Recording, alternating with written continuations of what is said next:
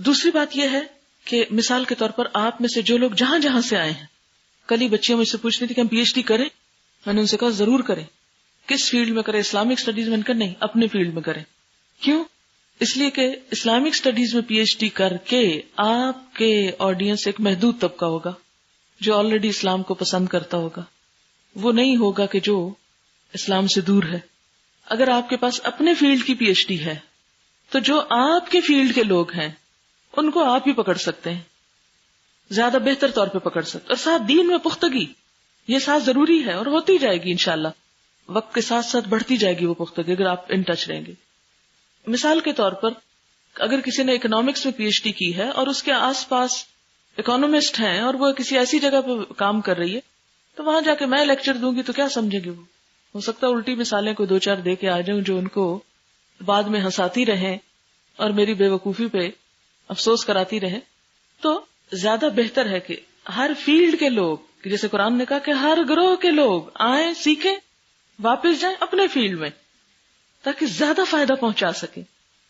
مثلا اگر میں اس وقت جا کے کسی ایسے ملک میں بیٹھ جاؤں کہ جس کے ماحول کو میں نہیں سمجھتی، جس کی نفسیات کو میں نہیں سمجھتی، جس کی آب و ہوا کو میں نہیں سمجھتی، تو میں وہاں پر ایک عرصہ مجھے اس کام میں لگے گا کہ میں اس کو سمجھوں بیٹھ کے، اور پھر اس کے بعد کام شروع کی. تو کیوں نہ اگر آپ میں سے کوئی، جیسے کچھ بچیاں باہر جا کے پڑھنا چاہتی ہیں، اسکولنگ دوبارہ یا کالج کی یا یونیورسٹی لیول کی کچھ آگے ڈگری کرنا چاہتی، ضرور کریں. یاد رکھیں کچھ بھی کریں زندگی میں، اسلام آپ کو کام کرنے سے نہیں روکتا، اسلام آپ کو پڑھنے سے نہیں روکتا، اسلام آپ کو جاب سے نہیں روکتا. حدود آپ کو پتا چل گئی ہے کہ کتنی کتنی حد ہے ہماری کہاں تک جانے کی. یاد رکھیں ان ساری حدود کے اندر رہتے ہوئے دین کے لیے ایک وقت نکالنا جو بس دین کا ہے، یہ کسی اور کا نہیں. یہ بات میں نے اپنے والد سے سیکھی. انہوں نے دین بھی پڑھا، طب بھی پڑھی، طب کو پیشہ بنایا اور دین کے ذریعے تبلیغ کی. انہوں نے کبھی 1 روپیہ بھی دین کا کام کر کے وصول نہیں کیا، ہمیشہ اپنے پاس سے لگایا اور دیا، اور اس لیے دیا کہ دے سکتے تھے، کہ بہت اچھی پریکٹس تھی ان کی. اب ہوتا یہ تھا کہ انہوں نے اپنی زندگی کو آرگنائز کیا ہوا تھا. آرگنائز اس طرح کہ صبح کا وقت گھر والوں کے لیے، اس میں کوئی اور نہیں. فجر کی نماز کے بعد، ایون تہجد کے بعد میری والدہ اور باقی رشتہ دار، پھر نماز کے بعد ہم بہنوں کی باری. بہت چھوٹے سے جب ہم نے ناظرہ مسجد پڑھتے تھے جا کے، وہ گھر میں سنتے تھے ہمارا، کبھی نہیں چھوڑتے تھے کہ ہاں. اور ساتھ ساتھ تعلیم الاسلام ایک چھوٹی کتاب ہے وہ ہمیں شروع کرائی، اور اس طرح کی چیزیں، قصص الانبیاء اور دوسری تیسری چیز. اب یہ ڈیلی معمول ہے. ہمیں نہیں یاد کہ ہم ایک دن اسکول یا کالج گئے ہوں اور ہم نے صبح قرآن کا سبق یا دین کا کوئی سبق نہ پڑھا ہو. اور یہ دین کی جتنی کتابیں ہیں، لوگ جس کے لیے کئی سال مدرسوں وغیرہ میں لگاتے ہیں، صبح کے وقت میں انہوں نے یہ چیزیں، مشکات پڑھا رہے ہیں، قدوری پڑھا رہے ہیں، قرآن کا ترجمہ، گرامر، صرف، نحو، پھر اس کے بعد ساتھ فارسی اور اس طرح کی ضروری چیزیں، یہ سب انہوں نے صرف صبح کے وقت میں دیا ہے. دیکھیں کہ اتنے دین کے عالم تھے لیکن انہوں نے اسکول کی تعلیم کے کبھی خلاف اس طرح نہیں کیا. اسکول جائیں بچے، کالج جائیں، یونیورسٹی جائیں، لیکن صبح کا وقت دین کا وقت ہے. بس اس کو آپ نہیں لگا سکتے کسی اور چیز میں. نہ سونے کی اجازت ہے، نہ کچھ اور کرنے کی. اللہ کے رسول صلی اللہ علیہ وسلم نے دعا کی ہے نا، اللہم بارک لامتی فی بکورہا، اے اللہ میری امت کی صبحوں میں برکت ڈال دے. صبح کی برکت، تو میں سمجھتی ہوں کہ یہ صبح کی برکت ہے. یہ جو کچھ آپ کو دے رہی ہو یہ اس صبح کی برکت ہے کہ جو ان سے سیکھا. تو صرف وہ بعض اوقات آدھا گھنٹہ ہوتا تھا، بعض اوقات گھنٹہ بھی ہوتا تھا، بعض اوقات کوئی ایسے مجبوری بھی آ جاتی تھی، حتیٰ کہ ان کا دل ہوتا تھا کہ عید کا دن بھی ہو تو ان کو نہ چھوڑوں، کچھ بھی ہو، سردی ہو، گرمی ہو، بارش. ایک دفعہ مجھے انہوں نے ابواب یاد کرنے کو دیے، تو صبح اس دن پتہ نہیں کیا ہوا کہ سبق نہ، اچھا صبح اگر نہیں ہوا تو رات پکڑتے تھے، سبق نہیں چھوڑنا. خیر بہت طوفان آندھی کی بجلی چلی گئی، اتنی خوش ہوئی، میں نے کہا شکر ہے آج بجلی چلی گئی اور آج سبق نہیں ہوگا. وہ خود اٹھے جا کے، وہ لیمپ ہمارے گھر میں ایک بڑا سا تھا شیشے والا، اس کو خود جلایا اور لا کے رکھا، آؤ ادھر سناؤ ابواب. اور ہم کو اس طرح رٹواتے تھے کہ ایک سانس میں اگر نہیں پڑھ سکتے تو فیل. اب یہ اگر میں آپ کو فعلا فعلا کی گردان سناؤں، اس طرح رٹوایا، اس طرح رٹوایا. پھر یفعل یفعلان اسی طرح مضارع کی، پھر امر کی، پھر نہیں کی، پھر ابواب، پھر یہ افعال تفعیل مفعول تفاعل تفاعل افتعال انفعال استفعال، یہ اسی طرح یہ. پھر ان کی خصوصیات کیا ہیں. اب یہ کہ میری بہن سائنس پڑھ رہی تھی، میں تو خیر آرٹس میں تھی. چاہے سائنس پڑھو، چاہے کچھ مرضی دنیا کا پڑھو، ہمیں اس سے کوئی غرض نہیں، لیکن یہ ضرور پڑھنا ہے. اور الحمدللہ اس کے ساتھ یہ ہوتا تھا کہ چھوٹی چھوٹی حکمت کی باتیں ادھر ادھر کی سمپل بہت سمپل باتیں وہ سکھاتے. دوپہر کے وقت اس کے بعد یہ ہوتا تھا کہ وہ یہ سب کچھ کر کے گھر کا خیال کر کے پھر وہ دکان پہ چلے جاتے تھے. وہاں آپ سارا دن مریضوں کو دیکھ اتنا رش ہوتا تھا آپ سوچ بھی نہیں سکتے کہ اس طرح کراؤڈ ان کے ارد گرد ہوتا تھا، کیونکہ اکثر کو مفت دوائی دے رہے ہیں، کسی سے کچھ لے رہے ہیں کسی سے نہیں.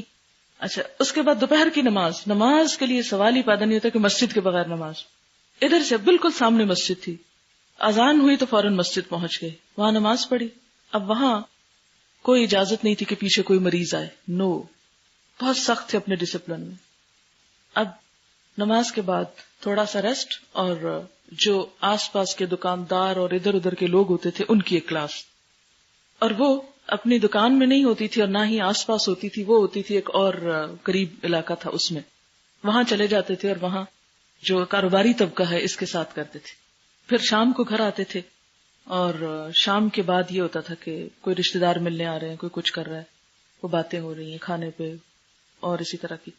اور یہ ہوتا تھا کہ تو جماعت کی جتنی ذمہ داریاں ہوتی تھیں، وہ جو حساب کتاب، امیر جماعت شہر کے ہمیشہ رہے، وہ رپورٹیں لکھ رہے ہیں، یہ کر رہے ہیں وہ کر رہے ہیں، تو ان کے جو جماعت کے لوگ تھے وہ آ جایا کرتے تھے اس وقت. تو پھر ان کے ساتھ میٹنگز ہوتی تھی، یعنی ایک طرح سے دفتر چلتا تھا جماعت کا، اور اس میں انسٹرکشنز دے رہے ہیں، بتا رہے ہیں، کر رہے ہیں. اور جمعے کے دن یہ ہوتا تھا کہ خود بھی درس دیتے تھے بہت سمپل الفاظ میں. ایک جگہ پہ ہے، میں جب پی ایچ ڈی کرنے جا رہی تھی تو میں نے ان سے کہا مجھے کوئی نصیحت کرے، تو اتفاق سے وہ ٹیپ ایک پڑی تھی تو وہ میں نے آن کی، اس میں چھوٹی سی باتیں. تو اگر آپ ان کے بولنے کا انداز دیکھیں تو اتنا سمپل انداز ہے. ہم تو بہت ہی چلا کے بولتے ہیں، تو بہت دھیمے بولتے تھے، بہت دھیمے. ہم لڑکیوں کی آوازیں پھر گھر میں اونچی ہوتی تھی، لیکن ہمارے والد کی آواز کبھی کسی نے نہیں سنی تھی. اتنے ادب اور احترام سے بات کرتے تھے، بچہ ہو، بڑا ہو، بوڑھا ہو، کوئی سوال ہی پیدا نہیں ہوتا، جتنے مرضی شدید غصے میں ہو، لیکن چیخنا چلانا نہیں. تو اس طرح انہوں نے اپنی زندگی منظم کی ہوئی تھی، جس میں انہوں نے کبھی ہمیں کسی زندگی میں کمی کا احساس نہیں ہونے دیا کہ ہم کسی کے آگے ہاتھ پھیلائیں یا ہم پریشان ہوں کہ ہمارے پاس زندگی کی ضروریات نہیں ہیں. تو آپ لوگ بھی جب آپ نکلیں تو اپنے وقت کو کچھ اس طرح منظم کریں کہ جاب کریں، جانے سے پہلے بچوں کو دیکھ لیں اور کام کریں، لیکن اس کے لیے سادہ زندگی ضروری ہوگی. کیونکہ اگر آپ نے بہت زیادہ دنیا کے سامان پھیلا لیے نا گھروں میں اور ان کو مختصر نہ کیا، آپ کچھ نہیں کر سکتے. ہمیں ہمیشہ یہی ترغیب دی گئی کہ سادہ زندگی، سادہ زندگی، ضرورت کی ہر چیز مگر سادہ زندگی. اور اس سادہ زندگی کا فائدہ یہ تھا، سادگی سے مراد حماقت اور بے وقوفی نہیں، اس سے مراد یہ ہے کہ آپ صاف ستھرے بھی رہو، آپ اپنے حلیے میں درست رہو، لیکن عیش و عشرت کی طرف نہ جاؤ. تو اس سے یہ ہوتا ہے مثلاً یہ کہ کھانے میں ہر طرح کے کھانے کھلائے، لیکن صحت کا ہمیشہ خیال رکھا. آپ کا پیٹ خراب ہے تو آپ نماز بھی وقت پہ نہیں پڑھ سکو گے، آپ جماعت میں کیسے حاضر ہو سکو گے کہ اس وقت آپ پیٹ پکڑ کے بیٹھے ہوئے. ایسا کوئی کام نہ کرو، وقت پہ سو. رات کو خود اپنے ہاتھ سے لائٹس آف کرتے تھے، وقت پہ سو تاکہ صبح اٹھ سکو، صبح میں برکت ہے، صبح کام کرو. تو تھوڑا سا اگر آپ ڈسپلن کسی طرح قائم کر سکے تو انشاءاللہ تعالی آپ دیکھیں گے کہ دنیا کے سارے کاموں کے ساتھ آپ دین کا کام بہت اچھی طرح کریں. اچھا اب ہم بہن بھائیوں کو انہوں نے کیونکہ دو بہنوں نے پڑھا، کچھ کسی کو ایک کو بھی پڑھایا، اور اس طرح ہر ایک کا سبق الگ ہوتا تھا. اب آپ دیکھیں کہ اگر وہ یہ سوچتے کہ لو 2 بیٹیوں کو پڑھا رہا ہوں، کیا ملے گا مجھے، کیا حاصل، تو میں تو نہ پڑھ سکتی، اور نہ پڑھ سکتی تو کیسے پڑھاتی. تو انہوں نے اس کی لالچ نہیں کی کہ میرے سامنے ایک مجمع ہو، ایک کراؤڈ ہو، کبھی شہرت کو پسند نہیں کیا. اور ہمیں بھی ہر دفعہ، میں پی ایچ ڈی کر کے آئی تو آپ کو پتا کہ انہوں نے کیا کہا، کوئی خوشی کا اظہار نہیں کیا، کہتے بس اس دوران جو تم نے حج کر لیا تو وہ زیادہ اچھا ہوا. ہمیشہ ہم اتنی خوشی آتے بڑا کارنامہ کوئی سنانے تو وہ اس وقت کوئی اور ہی بات سنا دیتے، تو ہم کہتے ہیں کیا کرتے ہیں، ہماری کسی ہاں ہو نہیں کرتے ہمارے ساتھ مل کے. تو کبھی انہوں نے کسی دنیا کی چیز پہ فخر یا ایسا ہوتا نا کہ تکبر یا تفاخر کی کیفیت، کبھی نہیں. ہمیں اکثر کہا کرتے تھے جب ہم کہتے ہیں نا ہمیں سیر پہ لے کے جائیں، یہاں لے جائیں، وہاں، کہتے تھے دیکھو میں آج تک پشاور نہیں گیا. ہمیشہ انہوں نے ایک محاورہ بنایا ہوا تھا، کہتے دیکھو میں آج تک پشاور نہیں گیا. تو بس اتنی بات ہوتی، پھر ہم مطالبہ ہی نہیں کرتے تھے آگے. تو یہ ہے کہ کچھ چیزوں کو اگر آپ اصول بنا لیں زندگی کا، اور جسے نبی صلی اللہ علیہ وسلم کی بھی نصیحت ہے نا، قل آمنت باللہ ثم استقم، کہو میں اللہ پہ ایمان لایا اور پھر جم جاؤ، بس جم جائیں، چاہے تھوڑا سا کام ہو، تھوڑا قطرہ بھی گرائیں گے نا روز، صرف ایک قطرہ، 10 نہیں، گلاس نہیں الٹ سک رہے روز، صرف قطرہ، صرف قطرہ، اور پابندی سے. اچھا اسی طرح جب میں جانے لگی یونیورسٹی تو مجھے انہوں نے یہی نصیحت کی کہ دیکھو اگر ایک کو بھی پڑھاؤ گی نا تو تم بھولو گی نہیں. مجھے انہوں نے یہ کہا دیکھو ایک کو پڑھاؤ گی نا تم نہیں بھولو گی. اچھا میں نے ان کی یہ نصیحت پلے باندھ لی. میں نے کہا ٹھیک ہے میں ایک کو پڑھاؤں گی. میں نے یونیورسٹی میں، پنجاب یونیورسٹی کے ہاسٹل میں ایک کو پڑھانا شروع کیا. جب ہم 2 پڑھ رہے ہوتے تھے کسی اور نے دیکھا کیا پڑھا جا رہا ہے، قرآن پڑھ رہے ہیں، پڑھنا ہے، ہاں ہاں مجھے بھی پڑھاؤ. بیٹھ گئے وہ. اچھا تیسری نے دیکھا یہاں کیا ہو رہا ہے، جھانکا، یہ قرآن پڑھ رہے ہیں، کیا پڑھ رہے ہو.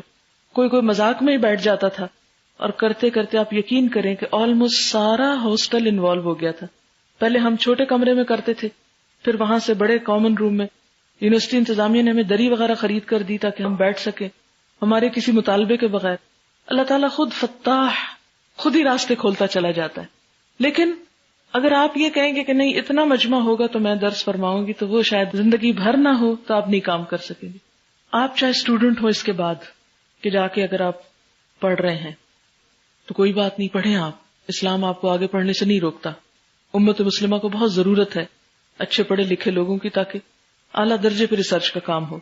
لیکن ایک کو پڑھاتے رہیں تاکہ آپ کا بھولے نہ، آپ کا کچا نہ ہو، آپ کا تعلق رہے. چاہے آپ استاد ہوں کہیں، چاہے آپ کوئی تجارت کر رہے ہیں، کچھ بھی کر رہے ہیں، چاہے محض بچے پیدا کر کے ان کو پال رہے ہیں، سو واٹ، عورت کی ذمہ داری، بڑے اجر کا کام ہے. لیکن ایک شاگرد آپ کا ہمیشہ رہنا چاہیے ساتھ. اچھا اس کا میں نے ہمیشہ یہ کیا کہ جیسے یونیورسٹی میں تھی تو وہاں ایک سے اس طرح شروع کیا. جب میں واپس آتی، پنجاب یونیورسٹی میں بہت چھٹیاں ہوتی تھی، جب گھر آتی تھی یہاں میں نے اپنی ایک دوست کو اپنی شاگرد بنایا ہوا تھا، تو اس کو پڑھاتی، ادھر جاتی ادھر جاتی. پھر جب میں گلاسکو میں گئی ہوں تو اس میں بھی میں نے، آپ یقین کریں کہ 1 اور 2 لوگوں سے کلاس شروع کی، صرف 1 اور 2 لوگوں سے، اور الحمدللہ وہ بڑھتے بڑھتے کہیں پہنچ گئی. تو کبھی بھی اس کو ایک کو کم نہ سمجھے. آپ دیکھیں کہ 1000 میل بھی سفر کرنا نا تو 1 قدم اٹھائیں گے آپ، 1 قدم، 1 سے ہی آپ اٹھیں گے. یہاں آپ پہنچے ہیں 1 قدم اٹھا کے ہی آپ نے سفر شروع کیا. تو سفر کا آغاز ہمیشہ 1 قدم اٹھانے سے ہوتا ہے. تو اسی طرح دین کے سفر کا جو آغاز ہوگا آپ کا 1 سے. آپ ٹیچنگ کر رہے ہیں، اسٹاف روم میں آپ 1 کو پڑھانا شروع کریں. ہمارے ایک یہاں پر ICG میں ہے ایک ٹیچر، انہوں نے کچھ کیسٹ سے کیا، کچھ جب فارغ ہوتی تھی کلاس میں آ جاتی تھی، چھٹیوں میں آتی رہی.